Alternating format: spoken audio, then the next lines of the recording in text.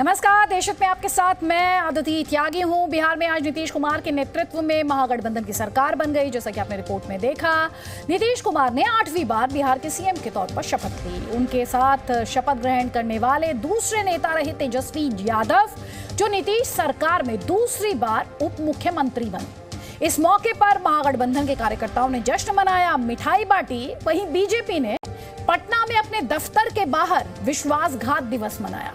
BJP के मुताबिक नीतीश कुमार का एनडीए छोड़कर आरजेडी से हाथ मिलाना विश्वासघात है और जनता उन्हें सबक सिखाएगी। और इस सब के बीच शपथ ग्रहण के बाद नीतीश कुमार ने 2024 के लोकसभा चुनाव को लेकर भविष्यवाणी कर दी। उन्होंने ये कहा कि 2024 में नरेंद्र मोदी प्रधानमंत्री नहीं बन पाएंगे और उनकी इस भविष्यवाणी को सच साबित करने के लिए नीतीश कुमार के नए सहयोगी तेजस्वी यादव ने देश की सभी पार्टियों से बिहार मॉडल पर चलने की अपील की। बीते 10 सालों में आपने देखा होगा, किसी भी राज्य में जब गैर बीजेपी सरकार बनती है तो सबसे पहला नारा यही लगता है, दिल्ली अब दूर नहीं। अब जब बिहार में नीतीश कुमार की अगुवाई में गैर बीजेपी सरकार बनी है तो सवाल फिर वही उठ रहा है, क्या 2024 में नीतीश कुमार प्रधानमंत्री पद के ऑपोजिशन के उम्मीदवार होंगे? आज खुद नीतीश कुमार ने सवाल का जवाब दिया है। इतना जान लीजिए कि 2014 में अब नहीं रहेंगे। सुना आपने, 8वीं बार बिहार के मुख्यमंत्री बनने के बाद नीतीश कुमार ने प्रधानमंत्री नरेंद्र मोदी के लिए क्या कहा? उन्होंने कहा कि इतना जान लीजिए कि 2014 में अब वो नहीं रहेंगे। दरअसल वो कहना चाहते थे कि 2024 में मोदी पीएम नहीं रहेंगे, लेकिन गलती से 2024 की जगह 2014 बोल गए। आज नीतीश कुमार ने प्रधानमंत्री पद की दावेदारी को लेकर हर सवाल का जवाब दिया। उनके बयान और उसका मतलब आपको आगे बताएंगे, लेकिन पहले उनके शपथ ग्रहण के दौरान क्या हो रहा था वो देखिए। मंगलवार को सीएम पद से इस्तीफा देने वाले नीतीश कुमार आज जब महागठबंधन की तरफ से बिहार के मुख्यमंत्री पद की शपथ ले रहे थे तो पटना में बीजेपी के बड़े बड़े नेता उनके खिलाफ नारेबाजी कर रहे थे। आरोप लगा रहे थे कि नीतीश कुमार ने प्रधानमंत्री पद की कभी ना पूरी होने वाली चाह में गठबंधन तोड़कर बीजेपी से विश्वासघात किया। लालू जी ने कहा ये सांप है, हमने नहीं कहा। और कहा ये केंचुआ जैसे रंग बदलता है वैसे ये केंचुआ छोड़ते हैं, ये गिरगिट है, ये मैंने नहीं कहा, ये लालू जी ने कहा। इनके ऊपर महत्वाकांक्षा सवार है पीएम मटेरियल का, और उनको लगता है अब नहीं तो कभी नहीं। गिरिराज सिंह का नीतीश कुमार से 36 का आंकड़ा आज से नहीं रहा है। वो बिहार में बीजेपी के उन नेताओं में से हैं जो नीतीश विरोधी माने जाते हैं, लेकिन पिछले 24 घंटे में पार्टी के उन बड़े नेताओं ने भी नीतीश पर पीएम बनने के लिए एनडीए छोड़ने का आरोप लगाया, जो कल तक उन्हें सुशासन बाबू कहकर पुकारते थे। और प्रधानमंत्री बनने का तो दूर दूर तक क्या, जो माने कई लोगों ने कहा है कि 7 जन्म क्या 49 जन्म भी लेंगे तो प्रधानमंत्री बनने वाले नहीं है। प्रधानमंत्री का पद आरक्षित है नरेंद्र मोदी जी के लिए। बिहार की जनता सब देख रही है कि नीतीश कुमार अपने स्वार्थ में कैसे बिहार को पुनः अपराध, वसूली, रंगदारी और भ्रष्टाचार के गत में धकेल रहे हैं। बिहार की जनता और कसकर जवाब देगी 24 में और 25 दोनों में। प्रधानमंत्री पद की दावेदारी पर नीतीश कुमार क्या कहते हैं, अब इसे समझते हैं। शपथ ग्रहण के बाद मीडिया ने उनसे पूछा कि क्या आप 2024 में प्रधानमंत्री पद के उम्मीदवार होंगे? जवाब सुनिए। नहीं, हम किसी चीज के उम्मीदवार का हम कोई दावेदारी नहीं, लेकिन इतना तो जरूर कर दीजिए ना कि 14 में जो आए 24 तक के आगे रह पाएंगे कि नहीं रह पाएंगे वो नरेंद्र मोदी। नीतीश कुमार से पत्रकारों ने ये भी पूछा कि बीजेपी कह रही है कि महागठबंधन में वो 2025 तक नहीं टिक पाएंगे। इस सवाल के जवाब में नीतीश ने ऐलान कर दिया कि वो रहेंगे या नहीं, लेकिन 2024 में नरेंद्र मोदी को प्रधानमंत्री नहीं बनने देंगे। अब हम रहेंगे कि नहीं रहेंगे, क्या रहेंगे, उनको जो मन में आता है बोले। लेकिन इतना जान लीजिए कि 2014 में अब नहीं रहेंगे।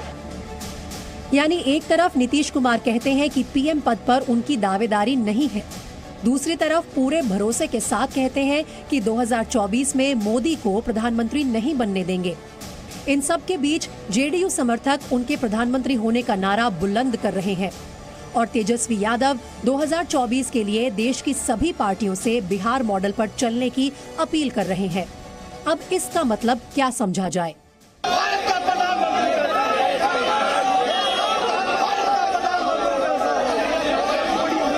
आज देख लीजिए, बिहार में वो कर दिखाया जो देश को करना है और एक दिशा दिखाई है।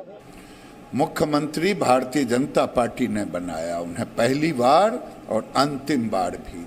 आरजेडी ने उन्हें मुख्यमंत्री 15 में बनाया, लेकिन पहली बार भारतीय जनता पार्टी ने बनाया। अगर उनको अपनी लोकप्रियता का इतना ही अहंकार है तो आए और कहें कि मैं प्रधानमंत्री के लिए दावेदार हूं और बिहार में लोकप्रियता दिखाएं। फिर बिहार की जनता 2014 की तरह उनको दिखा देगी रास्ता। जहां तक 2024 के लोकसभा चुनाव का सवाल है, तो नीतीश कुमार के लिए प्रधानमंत्री नरेंद्र मोदी की चुनौती से पहले कई और चुनौतियां हैं। जिन दलों को मिलाकर वो पीएम बनने का ख्वाब पूरा कर सकते हैं, उन दलों में भी पीएम पद के कई उम्मीदवार हैं। महागठबंधन में शामिल कांग्रेस ने पिछले 10 साल में राहुल गांधी को प्रधानमंत्री बनाने के लिए 2 बार पुरजोर कोशिश की, लेकिन नाकाम रही। तो अगर नीतीश पीएम पद पर दावेदारी करते भी हैं, तो क्या कांग्रेस मानेगी? ममता बनर्जी मानेंगी? शरद पवार मानेंगे? अरविंद केजरीवाल का समर्थन मिलेगा? सुशासन बाबू को मोदी का सामना करने से पहले इन सवालों का सामना करना पड़ेगा। पटना से शिवांगी ठाकुर और रवि त्रिपाठी के साथ ब्यूरो रिपोर्ट, जी मीडिया। 2024 के लोकसभा चुनाव में एक तरफ प्रधानमंत्री नरेंद्र मोदी होंगे तो दूसरी तरफ कौन होगा, ये सवाल है। क्या सिर्फ नीतीश कुमार होंगे या फिर ऐसे कई कुमार होंगे? विपक्ष की तरफ से प्रधानमंत्री पद के बड़े दावेदार कौन कौन हो सकते हैं? तो इसमें पहला नाम है नीतीश कुमार का। कहा जाता है प्रधानमंत्री बनने की उनकी पुरानी हसरत रही है। दूसरा नाम कांग्रेस पार्टी के राहुल गांधी। लगातार 2 बार 2014 और 2019 में कांग्रेस की तरफ से उन्हें प्रधानमंत्री बनाने की हर कोशिश की गई, लेकिन नंबर नहीं मिला, जनता का साथ नहीं मिला। तीसरा नाम है ममता बनर्जी का, जो पश्चिम बंगाल के विधानसभा चुनाव में बीजेपी को लगातार पटखनी देती आई है। चौथा नाम शरद पवार का। एनसीपी प्रमुख शरद पवार को राजनीति का चाणक्य कहा जाता है। पांचवा नाम अरविंद केजरीवाल का, जो तेजी से आम आदमी पार्टी को राष्ट्रीय पार्टी बनाने की कोशिश कर रहे हैं और कुछ महीनों पहले पंजाब के चुनाव में जीत के साथ ही उनके दावेदारी जो है वो मजबूत हुई है। अब आपको यह भी समझना है कि एक तरफ नरेंद्र मोदी हैं, जिनकी अगुवाई में बीजेपी ने 2019 में लोकसभा की 543 सीटों में से 303 सीटें जीत ली, और दूसरी तरफ है नीतीश कुमार, जिन्होंने 2019 का चुनाव ही मोदी लहर में बीजेपी के साथ मिलकर लड़ा। बिहार में 40 लोकसभा सीटें हैं, जेडीयू को 16 सीटों पर जीत मिली थी। वहीं कांग्रेस ने पूरे देश में उम्मीदवार उतारे, लेकिन राहुल गांधी के नेतृत्व में उसे 52 सीटें मिली। खुद राहुल गांधी अमेठी से चुनाव हार गए। ममता बनर्जी पश्चिम बंगाल की सबसे बड़ी नेता हैं। पश्चिम बंगाल में लोकसभा की 42 सीटें आती हैं। इनमें से ममता की पार्टी टीएमसी के पास 23 सीटें हैं। हो सकता है ये आंकड़ा 2024 में बढ़ जाए, लेकिन फिर भी 300+ और कहां 20+। एनसीपी प्रमुख शरद पवार का सियासी गढ़ महाराष्ट्र। हाल की पॉलिटिक्स तो आपने देखी ही, सरकार नहीं बचा पाए शरद पवार। लोकसभा की बात की जाए तो 48 सीटें, एनसीपी के पास सिर्फ 5 सीटें। अरविंद केजरीवाल दिल्ली और पंजाब में उनकी सरकार जरूर, लेकिन लोकसभा की 543 सीटों पर उनका स्कोर आपकी स्क्रीन पर 0।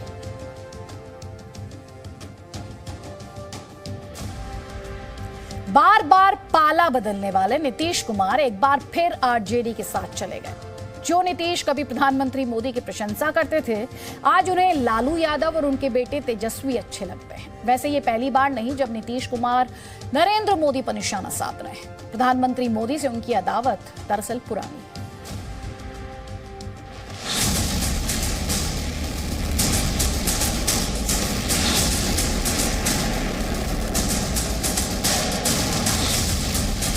कहा जाता है कि राजनीति में दोस्ती और दुश्मनी बहुत लंबी नहीं रहती। महत्वाकांक्षाएं रिश्तों के मायनों को बदलती रहती है। बिहार की राजनीति में भी इस समय यही देखने को मिल रहा है। आज नीतीश कुमार पीएम मोदी के नाम भर से चिढ़ जाते हैं। एक समय था जब वो नरेंद्र मोदी की प्रशंसा करते थकते नहीं थे।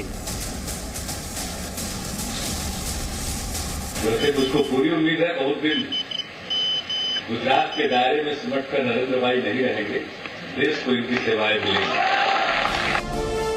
बिहार के सीएम नीतीश कुमार ने ये बयान 19 साल पहले दिया था। तब नीतीश कुमार बतौर रेल मंत्री गुजरात के कच्छ में एक कार्यक्रम में शामिल हुए थे। उस कार्यक्रम में नरेंद्र मोदी भी मौजूद थे। उस समय नरेंद्र मोदी गुजरात के सीएम थे और उन पर गुजरात दंगों का दाग लग चुका था। इसके बावजूद नीतीश कुमार ने नरेंद्र मोदी के तारीफों के पुल बांधे थे।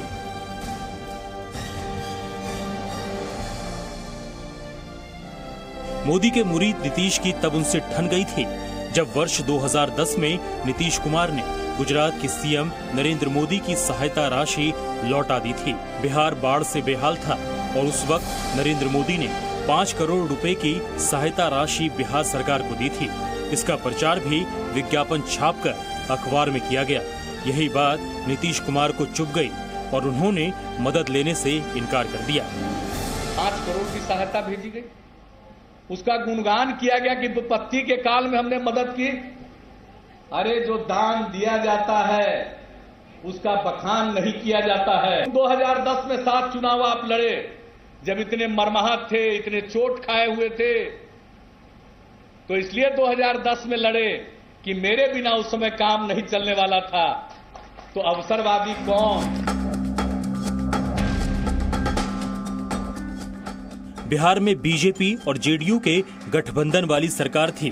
बीजेपी ने नरेंद्र मोदी को प्रचार अभियान समिति का अध्यक्ष बनाया।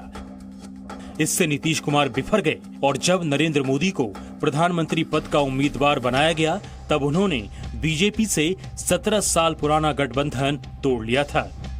बिहार में जो कुछ भी हुआ उस पर कल अभिमान करते थे, गर्व होता था उनको, लेकिन अब बिहार की तरक्की पर भारतीय जनता पार्टी के लोगों को गुमान नहीं होता। अब उनको कहीं और की तरक्की पर गुमान होता। उस नेता के अहंकार ने इस दर्द के दिनों में, वेदना के समय, जब यहां के लोग पीड़ित थे, हर प्रकार की मदद की जरूरत होती है, ऐसे समय गुजरात के नागरिकों ने भेजी हुई मदद को ठुकरा दिया था। लोकतंत्र में इतना अहंकार।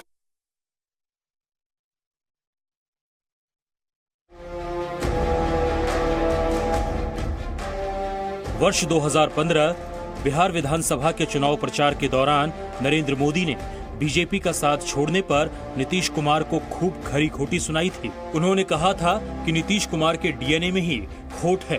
इस पर नीतीश ने पलटवार करते हुए कहा था कि इससे बिहार के सम्मान को धक्का लगा है।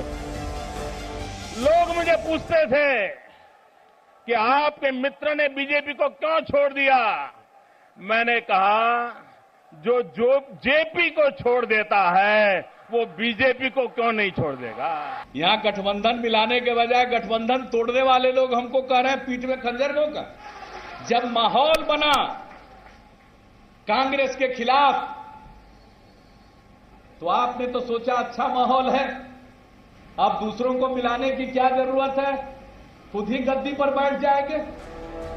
2015 के चुनावी सभाओं में नीतीश कुमार एक पैरोडी सुनाकर नरेंद्र मोदी पर हमला बोलते थे, तो नरेंद्र मोदी इसे नीतीश के मनोरंजन का खेल बताते थे। तो हार तो कबूल ही कर लिए, उसमें कोई दिक्कत नहीं, उन्होंने कबूल कर लिया। लद्दाख में म्यूनिसिपैलिटी का चुनाव जीतते हैं तो वो हवा बताते हैं कि वहीं से हवा चलती है ठंडी। अब हवा पर हमको एक चीज याद आ गया भाई, एक जरा सुनाना चाहते हैं एक कविता।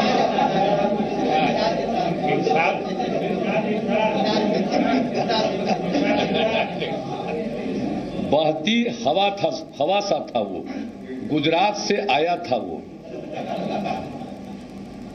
गुजरात से आया था, वो काला धन लाने वाला था, वो कहां गया उसे ढूंढो। लेकिन हमें इस बात का आश्चर्य हुआ कि नीतीश बाबू ने अपने पहले मुशायरे में भी ये 3 इडियट का गीत क्यों ले आए।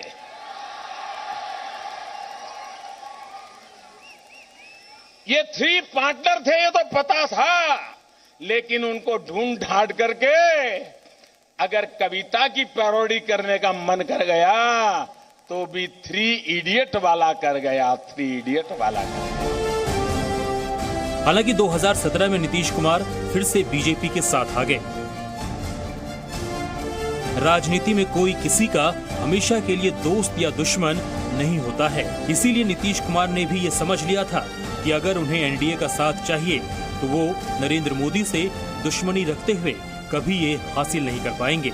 इसके बाद कुछ मौके पर दोनों नेता एक मंच पर भी दिखे और इन मौकों पर नीतीश ने पीएम मोदी की जमकर प्रशंसा भी की। जीतन राम मांझी पर जुल्म हुआ तो मैं बेचैन हो गया। मुझे लगा अरे मोदी का क्या क्लास है, उसकी तो थाली खींच ली, एक चाय वाले के बेटे की थाली खींच ले, गरीब के बेटे की थाली खींच ले, लेकिन एक महादलित की तो सारी की सारी पूंजी, सारा पुण्य खींच करके ले लिया। भाइयों बहनों, तब मुझे लगा कि शायद डीएनए में ही कोई गड़बड़ है। हम एक बिहारी हैं, लेकिन हम उनको बता देना चाहते हैं कि बिहारियों के डीएनए का अध्ययन ठीक से नहीं है। इनको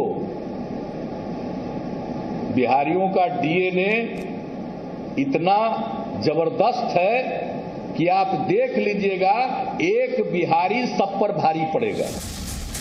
लेकिन अब इसी नीतीश को पीएम मोदी अच्छे नहीं लग रहे हैं और उन्होंने एक बार फिर पीएम मोदी के खिलाफ जंग का ऐलान कर दिया है।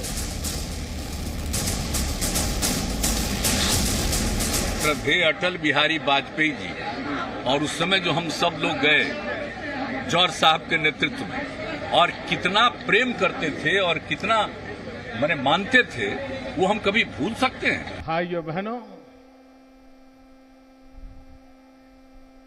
मैं आपसे पूछना चाहता हूं, आप जवाब दोगे? आपको लगता है कि बिहार में बदलाव होना चाहिए, हालात बदलने चाहिए, स्थिति बदलनी चाहिए, अंधेरे से उजाला होना चाहिए, बेरोजगारी से रोजगारी आनी चाहिए, गुंडागर्दी से मुक्ति चाहिए, सुख शांति की जिंदगी चाहिए। अगर भाइयों बहनों। ब्यूरो रिपोर्ट, ज़ी मीडिया।